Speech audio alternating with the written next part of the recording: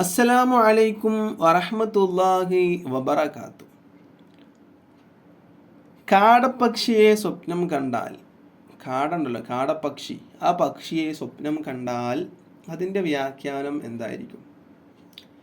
ഇതിനെക്കുറിച്ചിട്ട് ഒരുപാട് വ്യാഖ്യാനങ്ങളുണ്ട്. ചില സ്വപ്നങ്ങൾ അങ്ങനെയാണ്, അതിനെന്തുണ്ടാകും, ഒരുപാട് വ്യാഖ്യാനങ്ങളുണ്ടാകും. അതിൻ്റെ രൂപങ്ങൾ മാറുന്നതനുസരിച്ചിട്ട് അതിൻ്റെ വ്യാഖ്യാനങ്ങളും മാറും. അതിൻ്റെ ഭാവങ്ങൾ മാറുന്നതനുസരിച്ചിട്ട് അതിൻ്റെ വ്യാഖ്യാനങ്ങളും മാറും.